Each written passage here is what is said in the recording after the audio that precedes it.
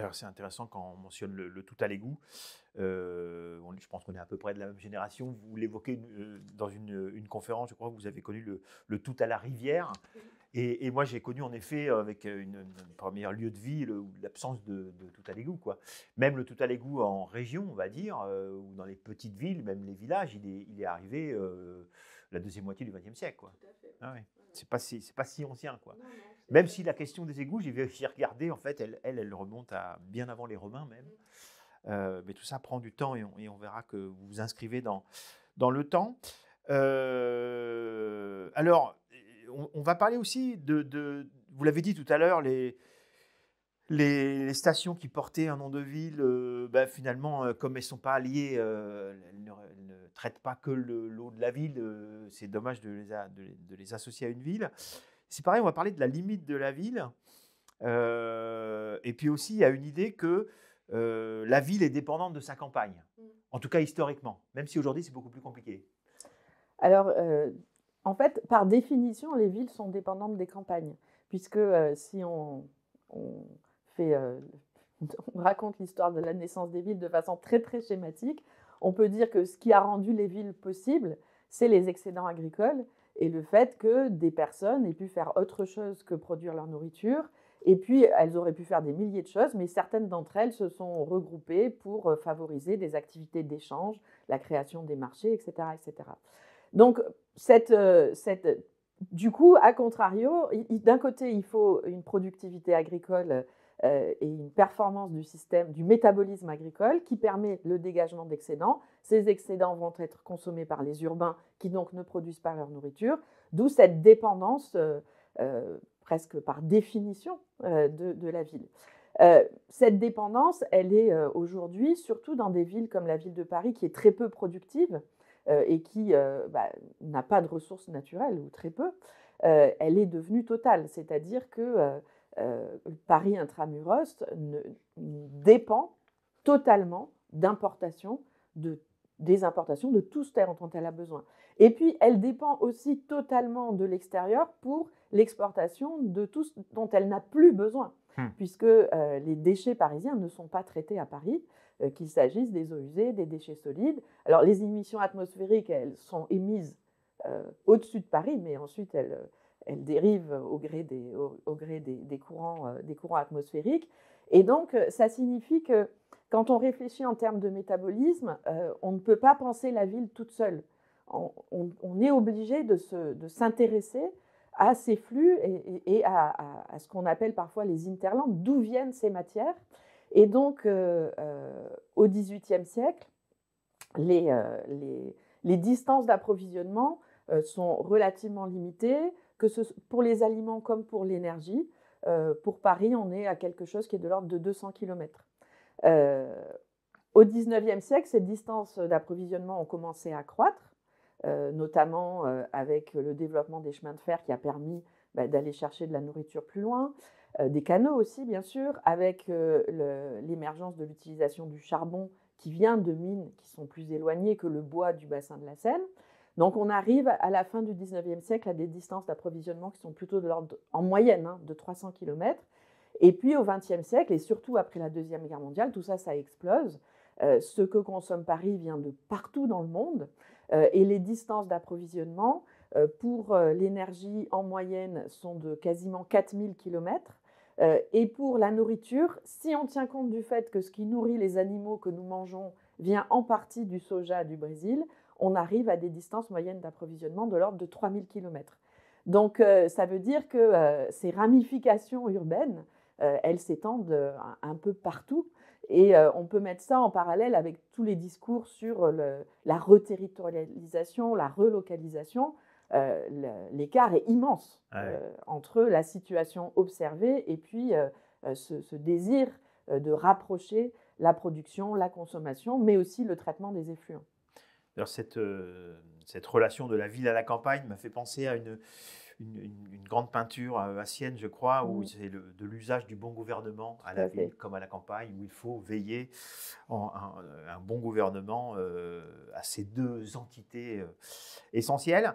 Alors, il y a cette idée aussi que j'ai découvert en vous lisant, que, vous avez commencé à l'évoquer, que la ville doit rendre quelque chose à la campagne ou à sa campagne. Bon, je dis sa campagne, je pense en proximité. Et notamment, vous évoquez l'engrais urbain. Tout à fait. Alors, si on prend un point de vue historique, et puis après on viendra à la question telle qu'elle se pose aujourd'hui, la, les villes ont souvent rendu des choses à la campagne, puisque l'utilisation de sous-produits urbains comme engrais est extrêmement ancienne. Mais ce qui est très important, c'est qu'elle va connaître une apogée au XIXe siècle, où d'un côté, on a une croissance de la population urbaine, et de l'autre, on a une inquiétude sur la capacité qu'on aura à nourrir cette population, donc qui ne produit pas sa nourriture.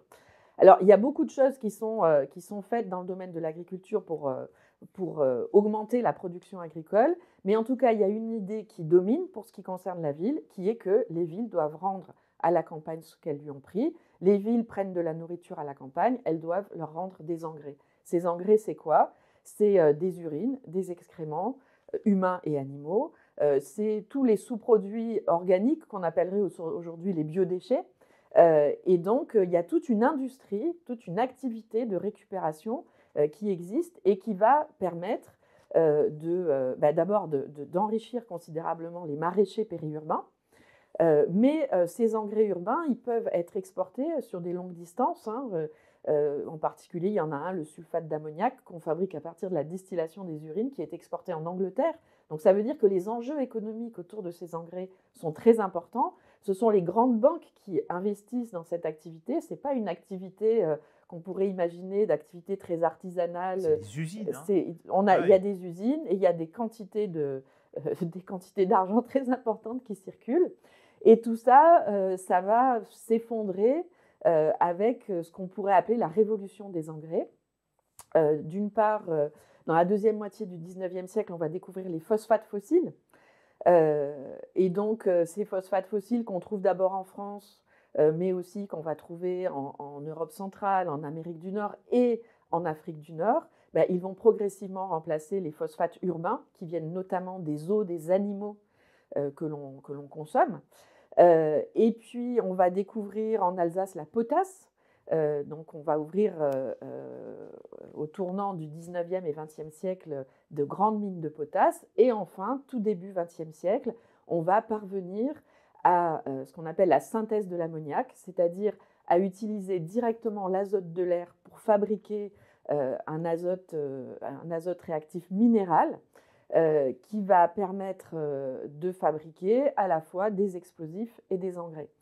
Et tous ces nouveaux engrais, ils vont rendre caducs les engrais urbains. Et ça va faire que finalement, toute cette industrie qui était très florissante au XIXe siècle, elle va progressivement péricliter. Et ça va avoir de très fortes conséquences pour l'environnement, puisque finalement, ce qu'auparavant on valorisait, on va l'abandonner, et notamment l'abandonner à l'environnement, par exemple à travers des décharges d'ordures ménagères. Si on regarde maintenant la situation aujourd'hui, on est dans cette situation où les sous-produits urbains sont pour l'essentiel perdus. On parle de métabolisme linéaire, c'est-à-dire que finalement, on extrait des matières premières, par exemple des engrais, mais ça peut concerner toutes les matières qu'on utilise. Avec cela, on fabrique des choses, par exemple de la nourriture, on consomme de la nourriture. Ensuite, on rejette des biodéchets, des urines, des excréments, qui sont certes partiellement traités pour éviter certains dommages à l'environnement, mais qui n'ont aucune utilisation ou quasiment aucune utilisation. Et donc, ce métabolisme linéaire, il est très préoccupant pour plusieurs raisons. D'une part parce que il est associé à l'épuisement de certaines ressources, notamment les phosphates, puisque ces phosphates fossiles, leur gisement est fini. Et puis, il est associé à des dommages environnementaux très importants pour le phosphore comme pour l'azote. Aujourd'hui, parmi les cycles, ce qu'on appelle les cycles biogéochimiques, donc les cycles des éléments naturels qui permettent la vie, celui qui est le plus perturbé, c'est celui de l'azote. On en parle très peu, et pourtant c'est un énorme problème.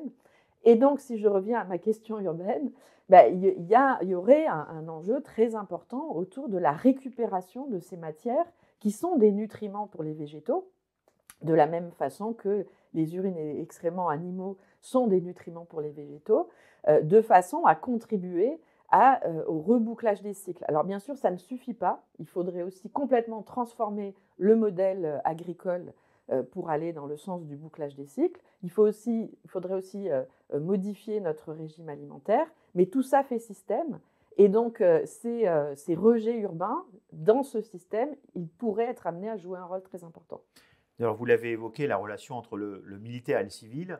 À la fin des guerres, en général, on se retrouve avec des stocks littéralement de poison que finalement on va proposer dans le civil en forme d'engrais et qu'on va mettre un certain temps d'ailleurs à finir par interdire.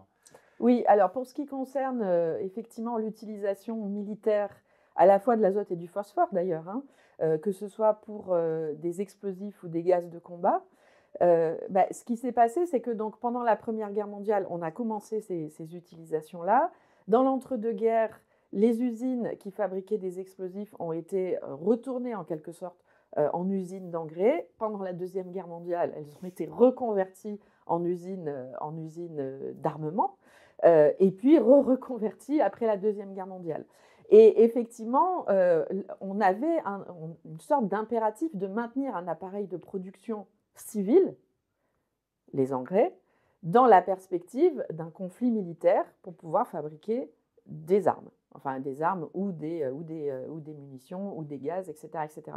Donc, il y a une histoire complètement imbriquée entre cette histoire militaire et cette histoire alimentaire, en quelque sorte, qu'on a du mal à imaginer. On a du mal à se dire que mettre des engrais azotés sur les sols, c'est une façon de maintenir des usines qui pourront fabriquer des munitions plus tard.